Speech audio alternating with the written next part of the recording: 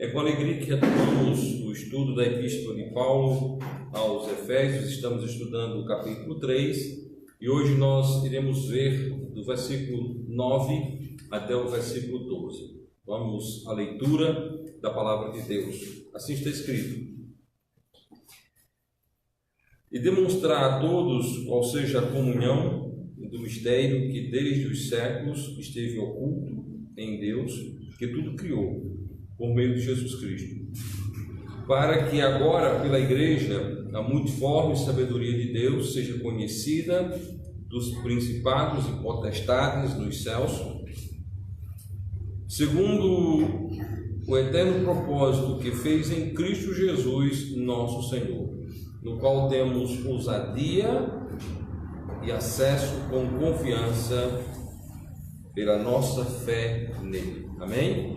Que Deus aplique o texto lido em nosso coração, em nossa mente e em nossa vida.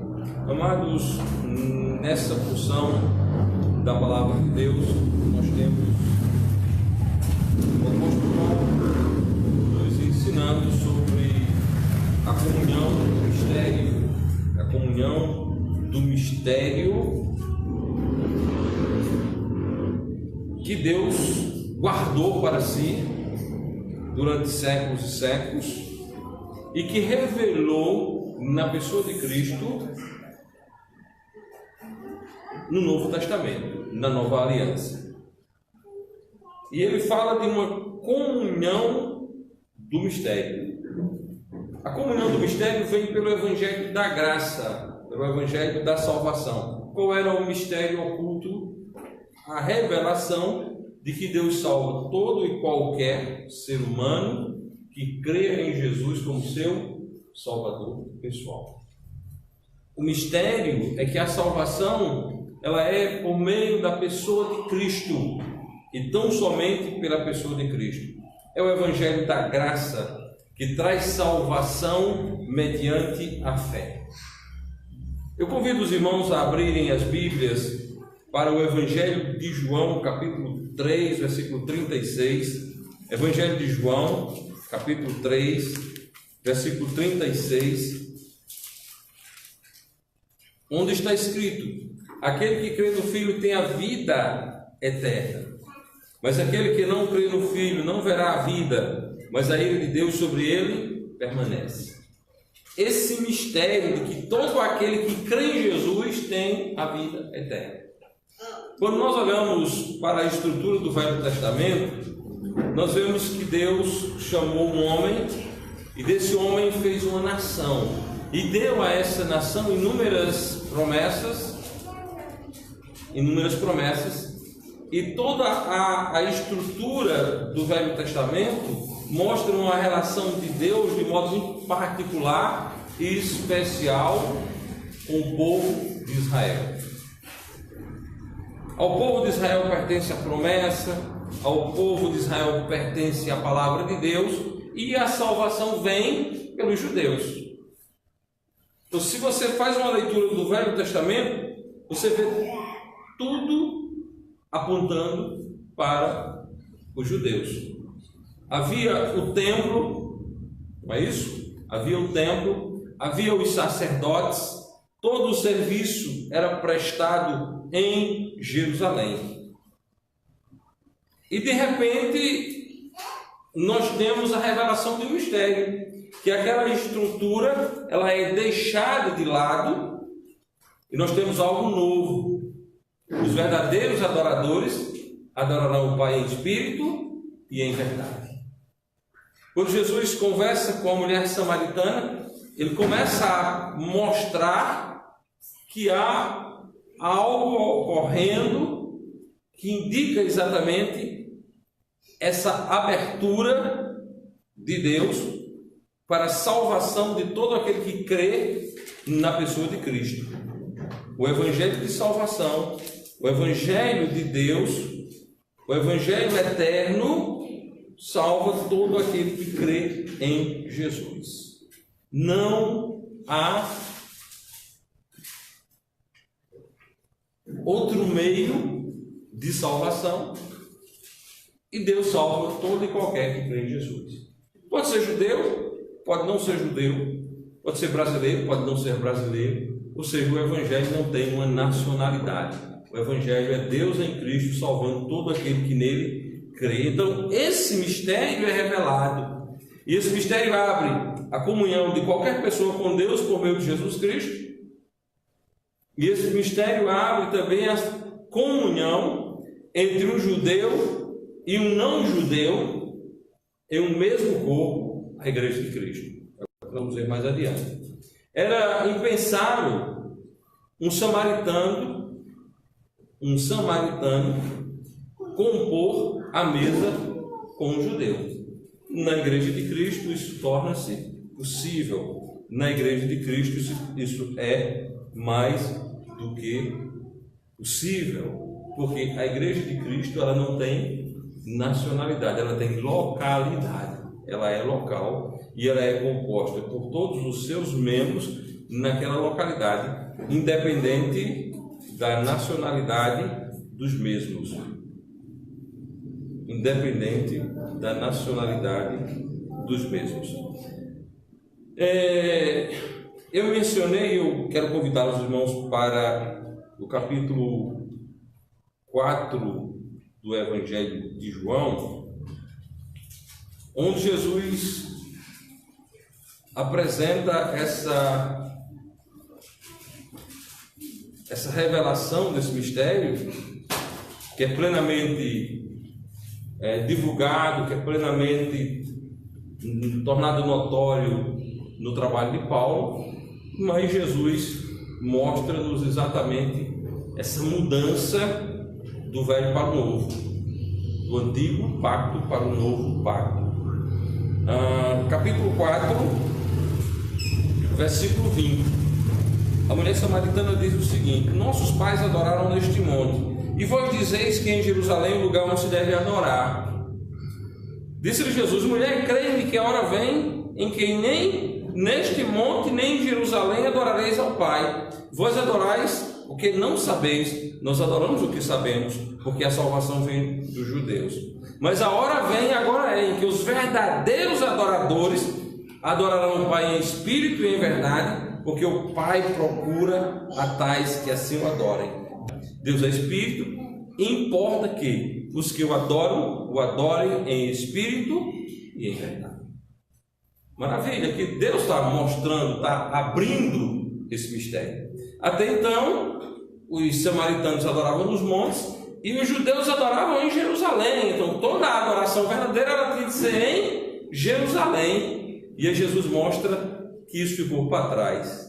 E nós vamos ter isso bem tratado, bem trabalhado no capítulo 9 de Hebreus. No capítulo 9 de Hebreus, nós temos isso muito bem traçado para a honra e glória de Deus. Vamos até o capítulo 9 de Hebreus. Versículo 1 diz: ora, também a primeira tinha a ordenança de culto divino e um santuário terrestre. Ou seja, no primeiro pacto tinha uma ordenança de culto divino, que não era em espírito e em verdade. De alguma maneira era carnal.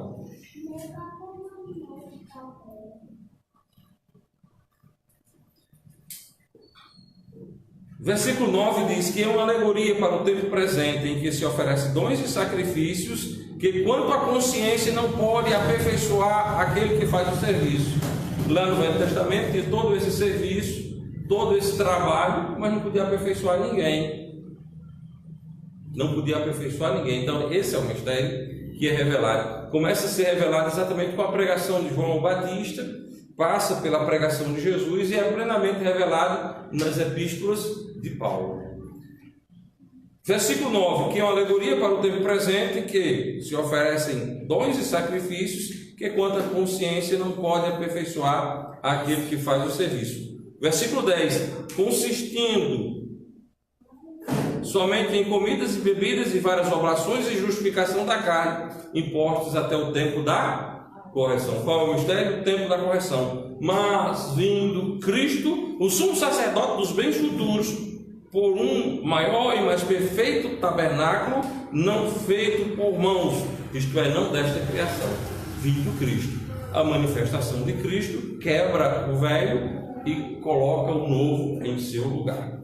Daí ele falar no capítulo 4, ele falar no capítulo 4 do Evangelho de João, da seguinte maneira, no versículo 21, disse-lhe Jesus: mulher, crê-me que a hora vem em que nem neste monte nem em Jerusalém adorareis o Pai.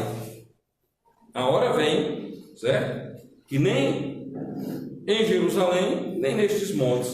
Aí no versículo 23 ele dá uma dica, ele apresenta que essa hora já é, versículo 23, mas a hora vem e agora é em que os verdadeiros adoradores adorarão o Pai em espírito e em verdade, porque o Pai procura a tais que assim o adorem. Porque a hora é, porque João Batista já havia iniciado o seu ministério, porque Jesus já havia sido biblicamente batizado e já a porta do Evangelho estava aberta. O velho passou e agora nós estamos no novo. O velho tinha toda um instrumento religioso com santuário terrestre e com a ordenança de culto divino que servia para a justificação da carne, mas não podia salvar absolutamente. Então, com essa modificação, com essa mudança, nós temos aquele que crê em Jesus Cristo tem a vida eterna. Atos dos Apóstolos,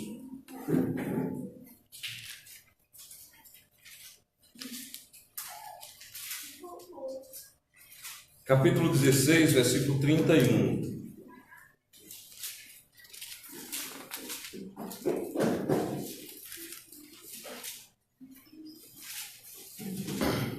Assim está escrito: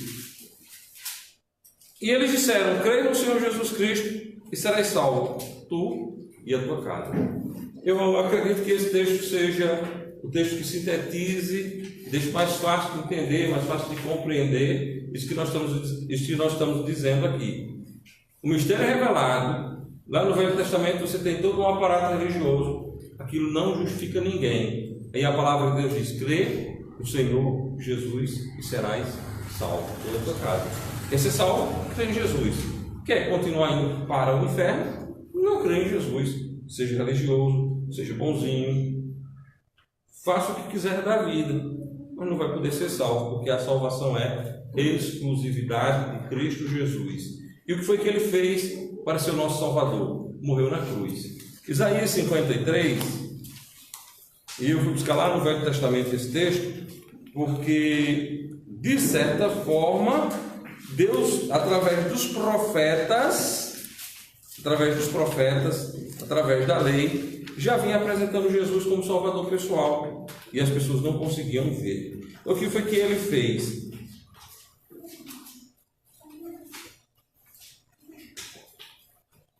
Então vamos ler só o versículo 5. Está dito assim: mas ele foi ferido por causa das nossas transgressões e moído por causa das nossas iniquidades. O castigo que nos traz a paz estava sobre ele, e pelas suas pisaduras nós fomos sarados.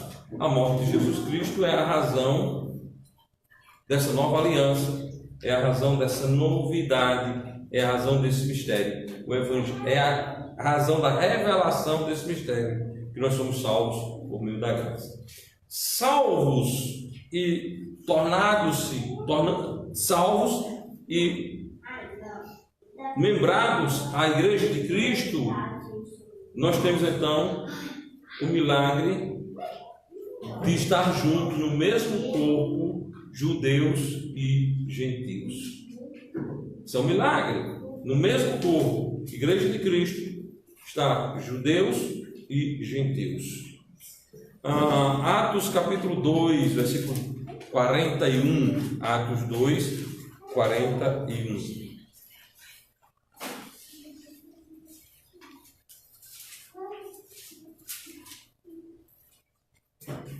Atos dos Apóstolos, capítulo 2, versículo 41. De sorte que foram batizados os que de bom grado receberam a sua palavra, e naquele dia agregaram-se quase 3.000 almas. Aí nós temos a Igreja de Cristo recebendo almas, a Igreja de Cristo recebendo membros. Então, é exatamente nessa estrutura Igreja de Cristo, que é um organismo vivo, que é um corpo, que é o corpo de Cristo, onde você vai encontrar em comunhão o judeu e o samaritano.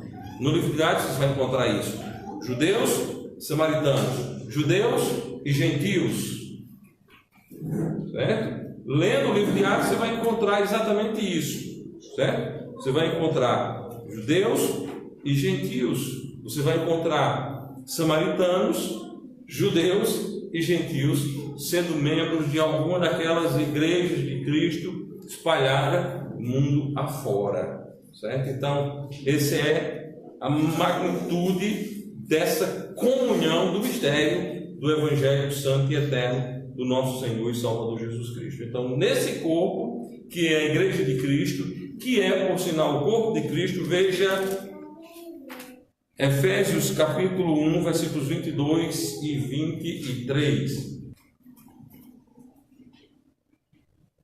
Leamos então. E sujeitou todas as coisas a seus pés, e sobre todas as coisas o constituiu como cabeça da igreja, que é o seu corpo, a plenitude daquele que cumpre tudo em todos. E sujeitou todas as coisas a seus pés, e sobre todas as coisas o constituiu como cabeça da igreja, que é o seu corpo, a plenitude daquele que cumpre tudo em todos. A igreja de Cristo é o corpo de Cristo. A igreja de Cristo é o corpo de Cristo. E ela é a plenitude de Cristo. E é nesse organismo vivo que, neste organismo vivo, que você vai encontrar judeu e gentil em um mesmo corpo. Judeu e gentil em um mesmo corpo, para a honra e glória de Deus. De suma importância entendermos isso. De suma importância entendermos para não cairmos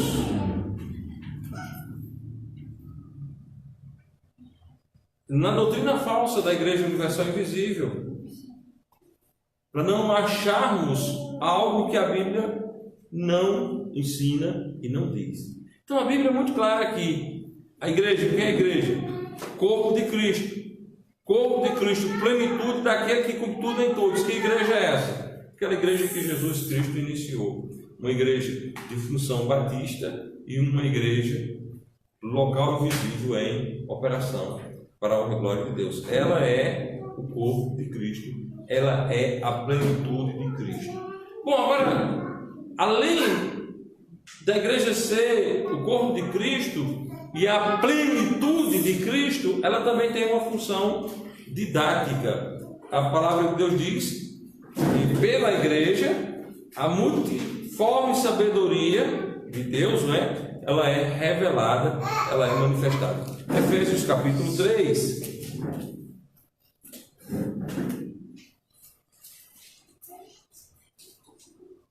Versículo 10. Para que agora pela igreja a multiforme sabedoria de Deus seja conhecida dos principados e potestades do céu. A igreja é o lugar de comunhão dos salvos.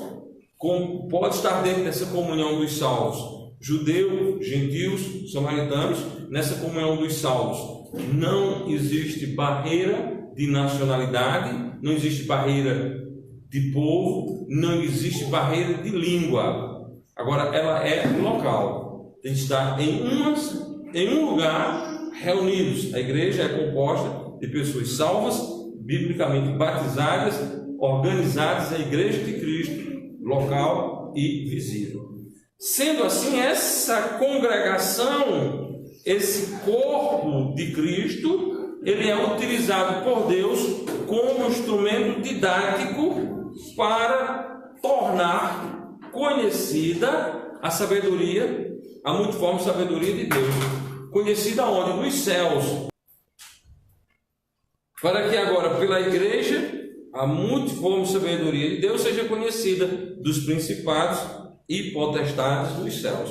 Então a igreja, a misericórdia de Deus, o trabalho de Deus na igreja é usado por Deus para ensinar aqueles que estão no céu. A igreja é um instrumento didático.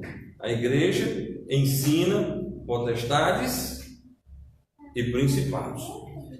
O que é a sabedoria de Deus? Ele fala sobre a multiforme sabedoria de Deus. Convido os irmãos para 1 Coríntios capítulo 1. 1 Coríntios capítulo 1, versículo 30. 1 Coríntios 1, 30.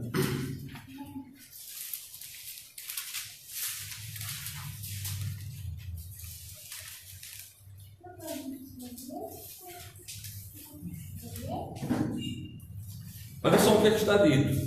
Mas vós sois dele em Jesus Cristo, o qual para nós foi feito por Deus sabedoria e justiça e santificação e redenção. Ou seja, o que é a sabedoria de Deus? Jesus Cristo. Mas vós sois dele em Jesus Cristo, o qual, ou seja, o qual Jesus Cristo, para nós foi feito por Deus sabedoria e justiça, santidade e redenção.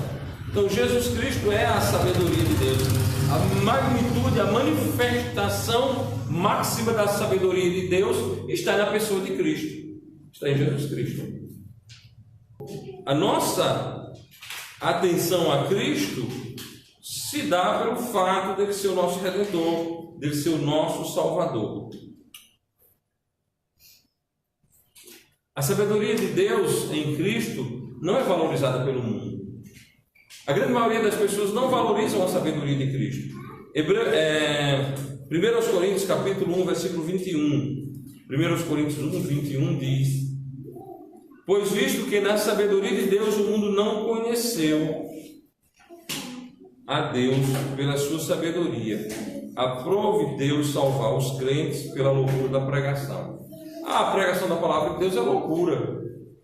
Quando você sai para pregar o evangelho, as pessoas vão chamar de doido. A pregação da palavra de Deus é loucura.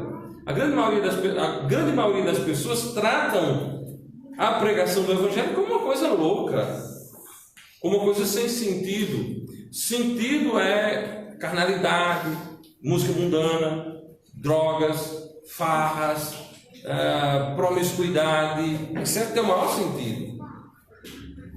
Se quer pregar o evangelho, ninguém quer ouvir, mas começa uma conversa sobre temas de destruição. Todo mundo quer. E às vezes até os crentes acham mais interessante uma conversa na roda dos escarnecedores do que uma conversa ao pé da Bíblia. Bom, mas a palavra de Deus diz: visto como na sabedoria de Deus o mundo não conheceu a Deus, pela sua sabedoria aprove a Deus salvar os crentes pela loucura da pregação. Graças a Deus pela loucura da pregação. E na loucura da pregação que nós devemos pregar graça salvadora revelada na pessoa de Cristo. Então a graça salvadora revelada na pessoa de Cristo é um instrumento usado por Deus para ensinar sobre sua sabedoria aos seres angelicais, aos seres celestiais. Bom, e tudo isso está dentro de um eterno propósito de Deus, de um eterno propósito, a palavra de Deus, um propósito eterno do nosso Senhor e Salvador Jesus Cristo. Voltando lá para a nossa base, Efésios 3, versículo 11: segundo o eterno propósito que fez em Cristo Jesus, nosso Senhor. Deus tem um propósito eterno em Cristo Jesus. A palavra de Deus mostra muito claramente esse ensino, mostra o que Deus pensou, planejou e executou em Cristo Jesus. Então, é por meio de Cristo. Deus tem um propósito eterno por meio de Cristo. Veja Vejam Efésios capítulo 1, versículo 10. De tornar a congregar em Cristo todas as coisas na dispensação da plenitude dos tempos, tanto as que estão nos céus como as que estão na terra. Então, tudo converge para Cristo, tudo congrega-se em Cristo. Ele é a pessoa-chave de todo o plano de Deus. Ele é a pessoa-chave de tudo que ocorre na Bíblia. Cristo é a chave que Cristo é a chave que abre todas as portas da Bíblia.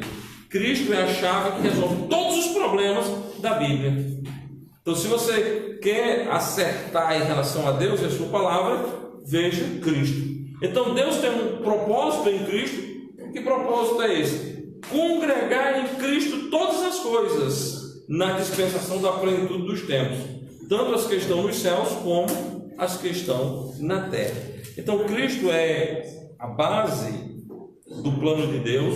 Cristo é a base de todo o pensar e planejar de Deus, e Cristo é a referência maior nas Sagradas Escrituras. É por meio de Jesus Cristo que nós somos salvos. É por meio de Jesus Cristo que nós temos acesso ao Pai, no qual temos ousadia e acesso com confiança pela nossa fé nele.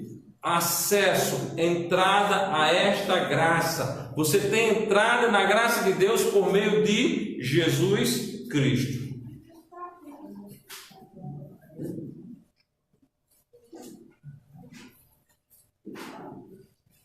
No capítulo 2 de Efésios, versículo 18, diz: porque por ele ambos temos acesso ao Pai em o mesmo Espírito.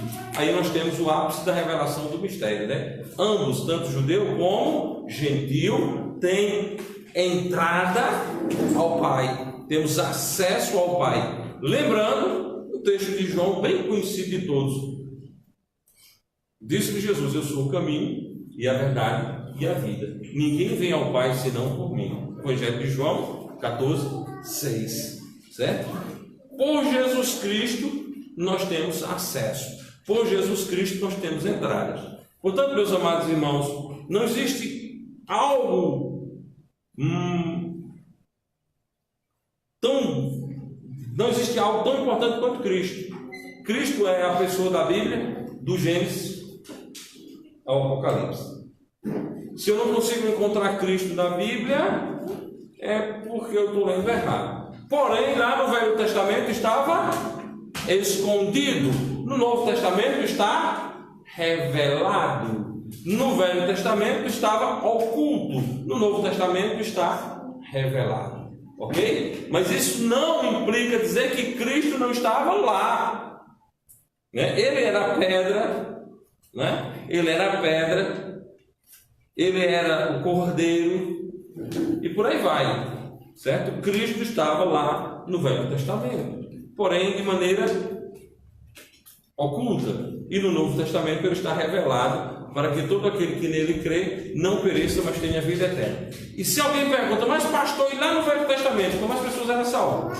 Por Jesus Cristo. Criou Jesus como Salvador pessoal. De alguma maneira Deus revelava o mistério e as pessoas confiavam em Jesus como único e todo suficiente Salvador. Bom, amados, já que nós temos acesso ao Pai por meio de Cristo, devemos nos achegarmos ao Pai com confiança. Hebreus capítulo 4, versículo 16. Assim está escrito: cheguemos, pois, com confiança ao trono da graça, para que possamos alcançar misericórdia e achar graça, a fim de sermos ajudados em tempo oportuno. Mas, irmãos, devemos chegarmos com confiança ao trono da graça. Devemos chegarmos à presença de Deus com toda a confiança, pois nós temos acesso ao Pai por Jesus Cristo. O acesso não é por suas obras, o acesso não é pela igreja, o acesso não é pelo batismo, o acesso é por Jesus Cristo. Cristo é a pessoa da nossa salvação, Cristo é o meio da nossa salvação, Cristo é a causa da nossa salvação e Cristo é a maneira pela qual nos achegamos a Deus. Ninguém jamais vai ser salvo e ninguém jamais vai agradar ao Senhor a não ser por meio de Jesus Cristo. Nós estamos estudando essa epístola de Paulo aos Efésios, verso a verso, e nós vamos mais adiante estudarmos, usando essa mesma metodologia, outros livros da Bíblia. E vejam bem, estudando esta epístola de Paulo, verso a verso, nós temos visto Cristo, Cristo, Cristo em cada verso. Se vocês prestarem bem atenção, dificilmente eu passo por um versículo sem falar 1, 2, 3, 4, 5 vezes sobre Jesus Cristo. A magnitude do estudo da Bíblia é exatamente isso, a centralidade da pessoa de Jesus Cristo. Portanto, meus amados e muito queridos irmãos, é de extremada importância estarmos firmes, constantes e abundantes na obra do Senhor, sabendo que o fundamento da nossa fé tem nome, e é Jesus Cristo. Ele é o verdadeiro Deus e a vida eterna. Portanto, a Ele toda honra, toda glória, para todo sempre. Amém.